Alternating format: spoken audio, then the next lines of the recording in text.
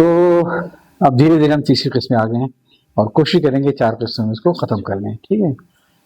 تو یہاں آنے کے بعد جو پھر اپنے آپ کو ایڈجسٹ کر لیا تھا آرام سے اس ماحول میں.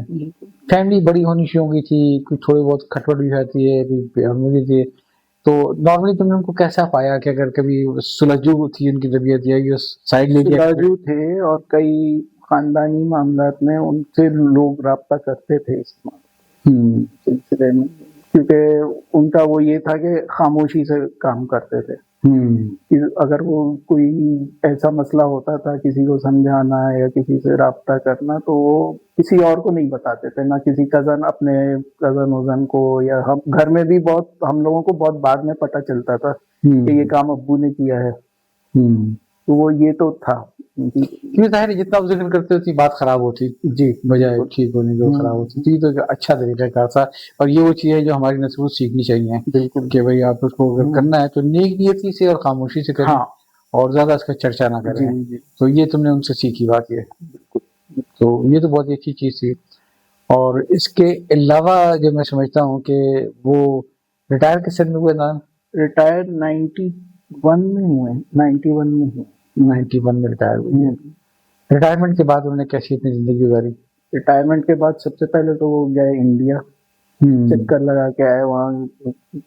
مطلب 1-2 سال پہلے ہی سے ریٹائرمنٹ کے وہ کہنا شروع ہو گئے تھے کہ مجھے انڈیا جانا ہے. ریٹائرمنٹ کے بعد سب سے پہلا کام میں یہ کروں گا اور پورا گھوموں گا, جہاں جہاں میرے قریبی لوگ ہیں وہاں وہاں جاؤں گا. جب وہ انڈیا گئے تھے وہاں جا کے شاید بیمار بھی, ہارٹ اٹیک, کیونکہ وہ راجستھان میں ہمارے چچا زاد بھائی رہتے, ہمارے چچا زاد بھائی ان کے بھتیجے وہ رہتے تھے, تو وہ ان کے پاس وہاں گئے تھے. صحیح. پھر وہاں سے واپس ہی وہ آ رہے تھے اعظم گڑھ اور بائی بس آ رہے تھے. بہت لمبا سفر تھا. ٹرین اور پھر بس شاید چینج کرنی تھی ان کو کسی جنکشن پہ, کوئی شاہ گنج ایک جگہ ہے وہاں پہ ان کو چینج کرنا تھا. وہاں ان کو ہارٹ اٹیک ہوا. خیر وہ پھر وہ وہیں پہ ہاسپٹل میں لے کے گئے لوگ جو ان کے ساتھ تھے. ہمارے بھتیجے تھے, بھتیجے ہیں تو بھتیجے کہنے کو لیکن ہم سے بڑے ہیں. تو وہ ہمارے خاندان کا المیہ ہے. تو وہ وہاں ہاسپٹل میں ایڈمٹ رہے تقریباً 4-5 دن تک. کچھ کبھی یادیں شیئر کی وہاں سے؟ ہاں, بڑی دلچسپ ان کی یادیں تھی کہ وہ اسپتال میں جو تھا وہ بالکل ایسا لگتا تھا جیسے گلی میں محلے کی کسی گھر میں پڑے ہوئے اور لوگ آ رہے ہیں جا رہے ہیں گزر رہے ہیں. اور پھر یہ کیونکہ وہ واحد ہارٹ پیشنٹ وہاں پہ تھے اور ذرا سا سوفیسٹیکیٹڈ ان لوگوں وہاں کے حساب سے تھے. تو وہ اور کیونکہ ڈاکٹر جو تھا وہ ہمارے جو ڈاکٹر مسعود اشرف تھے ان کا اسٹوڈنٹ بعد میں نکلا ہے. اچھا. تو اس نے بڑی ان کو اسپیشل ٹریٹمنٹ وہاں پہ دیا ہوا تھا. تو شور وور ہونے لگتا تھا تو اکثر ابو وہ شور سے بہت الجھن ہوتی تھی. وہ بھلے طبیعت صحیح ہو خراب ہو, گھر میں بھی اکثر یہ شور سے وہ کہتے تھے. تو ویسے ڈاکٹر مسعود اشرف صاحب کا میں نے سنا ہے کہ ان کا بہت بڑا نام تھا علی گڑھ کے اندر, اور یہ کیونکہ علی گڑھ میں اتر کے کہتے ہیں کہ مسعود اشرف صاحب جانا ہے, یہ تو کوئی بھی ان کو ان کے گھر پہنچا سکتا تھا آرام سے. بالکل. تو ظاہر ایک الگ بہت اچھی شخصیت کے مالک تھے. تو وہ بہت محبت کرنے والے. وہ بتاتے ہیں کہ وہ وہاں پہ اکثر یہ ہوتا تھا کہ شور وور ہونے لگے تو ایک پیچھے سے آدمی کہتا تھا ارے دیکھ اپنا ہارٹوا کا مریض پڑا ہوا ہے.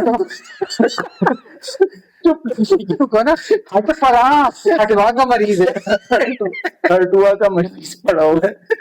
تو وہ جو چھوٹے سے علاقے میں جہاں کوئی زیادہ تر نزلے زکام کھانسی والے آتے ہوں گے سیرپ لینے, وہاں ایک دم سے ہارٹ کا مریض آ گیا, وہ بھی پاکستان کا. بالکل. تو وہ جو آپ نے ڈاکٹر مسعود اشرف کا وہ ذکر کیا تو ان کے بھی ایک میں بتا دوں کہ ہم بھی علی گڑھ گئے وہاں رہنے ایسے ہی وزٹ کرنے کے لیے. تو جب نکلتے تھے باہر تو پہلے سے بھائی جان, ہم لوگ بھائی جان کہتے تھے ان کو, تو پہلے دن وہ بریف کرتے تھے کہ بغیر آپ جوتا پہنے بغیر باہر نہیں نکلیں گے, یا تو شلوار قمیض نہیں پہنیں گے, پینٹ شرٹ پہنے, کرتا پیجامہ پہنے, اور لگے کہ ہاں آپ ہمارے گھر. اور یہ بھی ہوتا تھا کہ اکثر بازار میں کہیں گھوم رہے ہیں, کچھ کھا پی رہے ہیں ادھر ادھر, तो दो शाम को जब भाईजान से मिलते थे तो रिपोर्ट आ जाती थी उनके पास, जासूसी ने नाम बड़ा पक्का था। कि वो आपके साले तो आपके घर जो मेहमान आए हुए वो तो वहां थे, वहां गोलगप्पे खा रहे थे, गोलगप्पे खा रहे थे। मक्खियां बहुत थी इसमें। कमाल है। वो वाकई वो अलीगढ़ की बड़ी यादगार वो शख्सियत। और वो अलीगढ़ की बहुत बड़ी शख्सियत भी थी, जी, इसमें कोई शक नहीं है। बहुत से लोगों से मैंने उनकी तारीफ सुनी है, माशाल्लाह बहुत अच्छा उनका था सारा हाँ, सिलसिला ये। और पता नहीं पूरे वो तो खुद क्योंकि वो बिहार से थे बुनियादी तौर पे, तो बिहार से पूरा गांव आता था उनके अलीगढ़ में, सिर्फ उनके नाम पे इलाज कराने के लिए। अच्छा। और वहाँ घर में घर क्योंकि वो यूनिवर्सिटी का घर था तो कंपाउंड बहुत बड़ा था उसका। हाँ। तो वो वहां पे रह रहे हैं, हफ्तों रह रहे हैं लोग। और कौन आया भाई किसी को कुछ नहीं पता, मतलब पड़े रहे जा रहे हैं, पड़े रहे, फिर उनके दर मजाक ही मजाक। बिल्कुल यही होता है। हाँ। तो बाज़ औक़ात भाईजान के जो छोटे भाई थे वो भी साथ वाले उसमें रहते थे, वो तंग आके वो इन लोगों को भगाना शुरू करते थे कि अब जब इलाज हो गया तो जाओ वापस, कटवा दो ना उनको। तो वो एक बड़ी वो भी एक अजीब वो थी वहां पे अलीगढ़ में। लेकिन एक देखो ना, एक रवायतें थी कि जाहिर है कि सारे उनके कोई करीबी रिश्तेदार तो नहीं थे। हाँ बिल्कुल, महल्ले बिरादरी के लोग जी, ज्यादातर बिरादरी बड़ा के लोग। लिहाज हुआ करता था उस जमाने में इस चीज जी। का। जी, तो ये तुम्हारी हिंदुस्तान से कुछ यादें हैं उस किस्म की? मैं गया था 91 में गया था। अच्छा। 91 में, हाँ, बल्कि हम दिल्ली के बाजार में थे जब वो बंद कराना शुरू हुआ, राजीव गांधी का असैसिनेशन हुआ था। हाँ। उस वक्त हम वहीं थे। वहीं पे थे ये। तो जाहिर है कि मुझे पता नहीं तुम्हारा क्या तासुर था, मैं भी हिंदुस्तान में कई जगहों पे घूमा फिरा हूँ, कई शहरों में, बशमूल शहर भी जहाँ लोग कम जाते हैं, कलकत्ता। तो सच्ची बात है, मैं जहाँ गया ना, मेरी पाकिस्तान से उतनी मोहब्बत बढ़ती चली गई, क्योंकि डॉक्टर मसूद अशरफ साहब थे या ऐसे और भी बहुत से लोग हैं भी माशाल्लाह जो पढ़ लिख गए किसी मुकाम पे, वो तो एक एक्सेप्शनल केस हैं जी। लेकिन बहसियत मजमूरी मुसलमानों मियाँ जी के लोगों की जो बच्ची थी औलादें थी वो रुल गई वहाँ पे। जी बिल्कुल। तो इल्मी एतबार से, नौकरी के एतबार से, तहजीब के एतबार से, तो मैं तो हमेशा बड़ा शुक्र अदा किया कि मैं पाकिस्तान, हमारे बुजुर्ग आ गए थे और कम से कम हमें एक मौका मिल गया कि अपने खुद मेहनत करो, खुद जगह बनाए। वहाँ मुझे एक्सेप्शनल केसेस को छोड़ के ऐसी मिसालें कम नजर आती हैं कि जहाँ पे गरीबों के बच्चों ने क्लास पीरियड किया हो बगैर पढ़े लिखे भी है। हाँ, तो बातें हो रही हैं फजल मामू के हवाले से, और तुमने कहा कि 91 में तकरीबन वो रिटायर हो गए थे। इंतकाल के सन में हुआ उनका? इंतकाल हुआ है 2009 में दिसंबर। तो ये जो एक खासा लंबा अरसा था, ठीक है, इसमें उनकी क्या एक्टिविटीज रही? पहले तो उन्होंने यहाँ गुलशन मेमार में मकान बनवाया। हमें फंसवाने वाले भी हुए थे।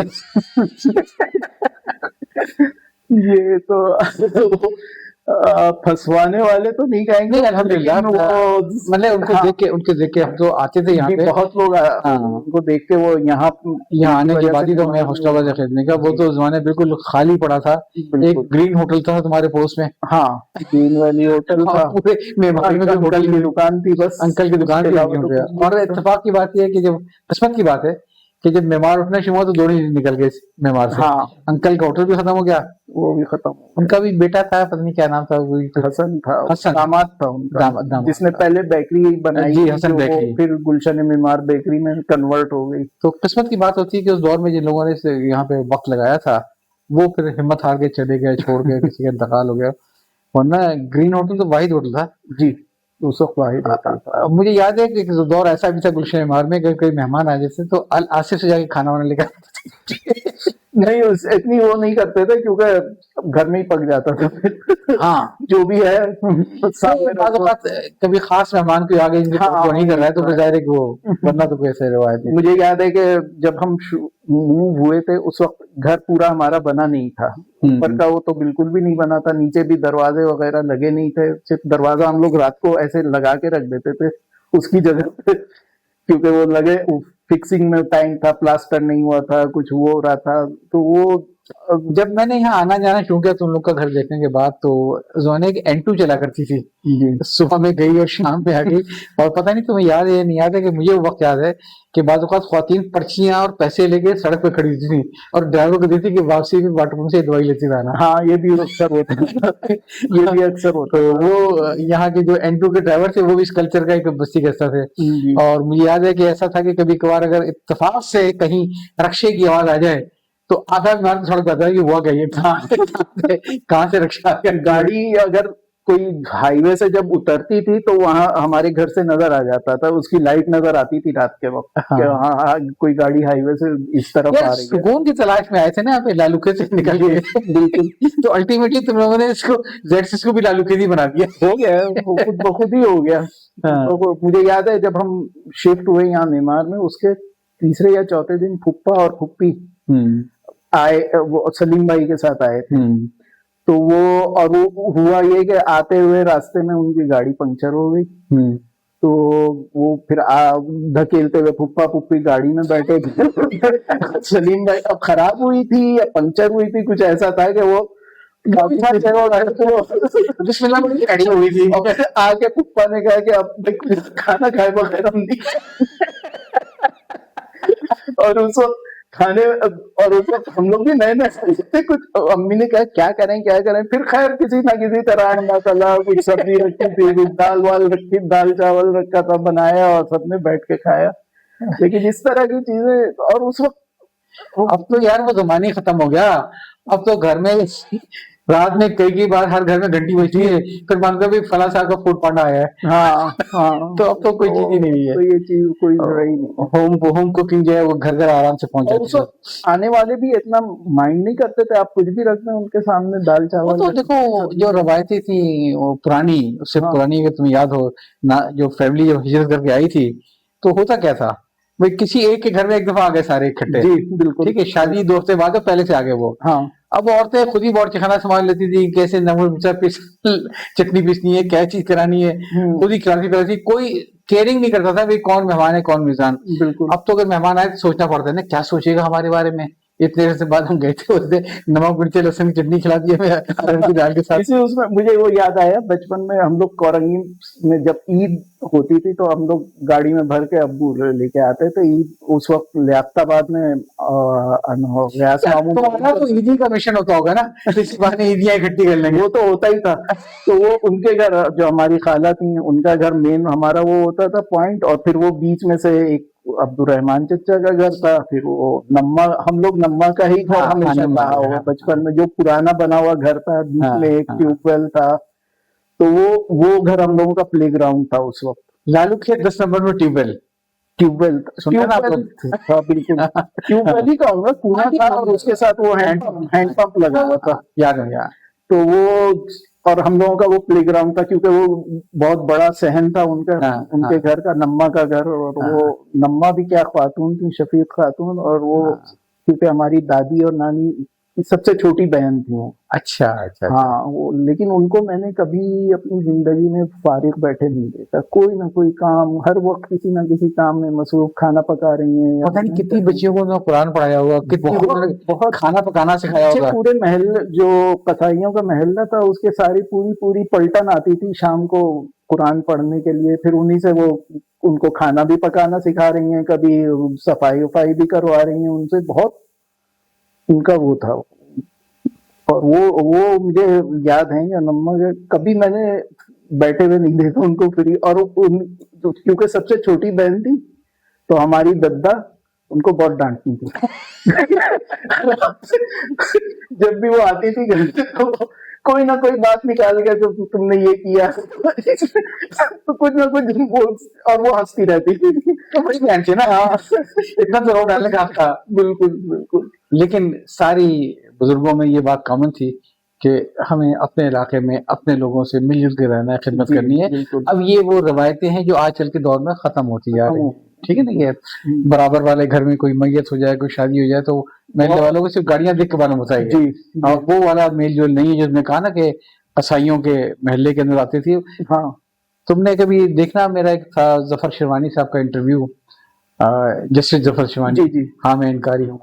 تو انہوں نے بڑے تفصیل کے ساتھ بیان کیا ہے اس کے اندر کہ جب محلے میں رہتے تھے تو ابا جب جاتے تھے نوکری پہ، جو ہمارے محلے جو قصائی تھے ان سے کہہ کے جاتے تھے کہ میری اولاد سے نظر رکھنا، اور کہنے کہ ان کا ہمارے پر ایسا ہی روب ہوتا تھا جیسے ہمارے ابا کا روب ہوتا تھا یہ، تو وہی کیئرنگ کرنا، سب کچھ کرنا. تو وہ دور وہ تھا کہ جب روایتیں ہوا کرتی تھی اور اس قسم کے مسائل کلاس کے نہیں تھے. آج تو ہم برداشت نہیں کریں گے نا، میں تم کوئی بھی ہو کہ کسی ایسے محلے میں ہوں اور معلوم ہے کہ ہماری اولاد جو قصائیوں کے بچوں سے کھیلتی تھا، نہیں برداشت کریں گے. لیکن وہ دور ایسا تھا، ہمارے بزرگ ایسے تھے کہ اس چیز کو نہ صرف کہ برداشت کرتے تھے بلکہ تربیت کرتے تھے. انہوں نے لکھا ہے شیوانی صاحب نے کہ ہم تو کسی کو چاچا کہتے تھے، کسی ماموں کہتے تھے، اور یہی تھا. اور اس کے علاوہ ہم نے ان کے بارے میں کبھی کچھ سوچا بھی نہیں، حالانکہ کیا آگے چل کے وہ جج بنے. ماشاءاللہ بہت اچھی فیملی. تو انسان کی قدر جو تھی وہ کسی اور بنیاد پر ہوا کرتی تھی. اس زمانے کا مجھے یہ بھی یاد ہے کہ لیاقت آباد میں جب ہم رہتے تھے تو ملیر میں ایک پورا خاندان ہم لوگوں کا ہے. اس وقت لوکل ٹرین چلا کرتی تھی، اس میں نے بھی سفر کیا لوکل ٹرین پہ. اور یہ مجھے یاد ہے اپنی امی، خالہ اور لیاقت آباد میں جتنی خواتین رہتی تھی باقاعدہ پروگرام بناتی تھی کہ اس دن چھٹی کے دن ہمیں وہاں ملیر جانا ہے. تو وہ صبح 9 بجے یہ لوگ نکل جاتی تھی. ہم لوگ بھی اکثر بچے بھی سارے جتنا ٹبر ہے سب سمیٹ کے وہاں پہنچے، اور پورے دن وہیں ملیر میں پہلے اختر نانا کے گھر، حکیم ماموں کے گھر، ان کے گھر پتہ نہیں کتنے گھر تھے وہ، اور سارا دن وہاں گزار کے آتے تھے. جب نہ کسی قسم اور کوئی یہ بھی نہیں ہوتا تھا کہ پوچھنا ہو کہ بھائی کوئی ہے گھر میں یا نہیں ہے، ہم آ جائیں یا نہیں آ جائیں، کوئی وہ نہیں، بس کھٹکھٹایا اور پہنچ گئے. تو وہ محبتیں تو بڑی ریئر ہوتی چلی آ رہی ہیں. آج تو آپ خود بھی اگر کوئی بغیر بتایا کہ اچانک آ جائے رات کو 10 بجے گھر پہ آپ کی، تو آپ پریشان رہیں گے کہ یار کم سے کم بتا دو مجھے. لیکن اس دور میں یہ نہیں تھا. اور اس میں یہ تھا کہ یقیناً محبتیں بھی بہت تھیں. اور میرا خیال ہے کہ اگر تمہیں یاد ہو تو زمانے میں جو ایک ٹین ایجر بچے تھے، سب کچھ تھے، تو ان میں یہ احساس نہیں ہوتا تھا کہ کون سگا ہے، کون کزن ہے، کون امیڈیٹ ہے، کون دور کا ہے. وہ سب ایک جیسے ہوتے تھے. بالکل. ہمیں تو اپنا یاد ہے کہ محمد ماموں مرحوم ہمیں بہت عرصے کے بعد پتہ چلا کہ ہمارے سگے ماموں نہیں. کیا بات کر رہے ہو؟ ہاں ہمیں بہت عرصے بعد پتہ چلا. ایسے ہی تھا. بلکہ فیملی میں ایک عجیب سا مسئلہ تھا. آج بھی ماشاءاللہ اپنے باپ کو چچا بولتے تھے جی، اور اپنے تایا کو ابا بولتے تھے، اور محلے والے پریشان ہوتے تھے کہ یار یہ ان کے چچا کے ساتھ چچا یہاں رہتے، حالانکہ وہ چیز ہی کچھ اور تھی. میرے ساتھ بھی کالج میں وہ پڑھتے تھے، کامران اور میں ساتھ تھے اردو کالج میں. تو وہ جو ہمارے دوست تھے مشترکہ، وہ کہتے تھے بھائی کیا رشتہ ہے تم دونوں کا؟ میں نے کہا یہ رشتہ ہے کہ ان کے ابا کو میں ماموں کہتا ہوں اور اماں کو خالہ کہتا ہوں، اور یہ اپنے ابا کو چچا کہتے ہیں اور یہ اپنے اماں کو چچا کہتے ہیں. یہی رشتہ ہے، آپ خود ہی سمجھو جو بھی ہے. تم ان کی بات کر رہے ہو، ابو المغازی کامران یعقوب صدیقی. کیا آدمی تھا وہ، کیا بہت افسوس ہوا اس کو. عید میں کے دن وہ ملا تھا لیکن بہت افسوس ہوا. نہیں اب تو اللہ کا شکر کافی بہتر ہو گیا، کبھی انشاءاللہ میں اس کو لاؤں گا. لیکن وہ جو شخصیت اس وقت تھی، اس کی حاضر جوابی اور وہ حاضر دماغی اور جواب فوراً نعرے تو اس کے حالت میں پھنسے تھے نا. بالکل کہیں کچھ ہو نعرے تو ہر وقت کوئی نہ کوئی وہ جدت آتی رہتی تھی اس میں. تو میں خیال اس کو تھوڑا سا روکتے ہیں، پھر اگلی قسم آتے ہیں، پھر بات کرتے ہیں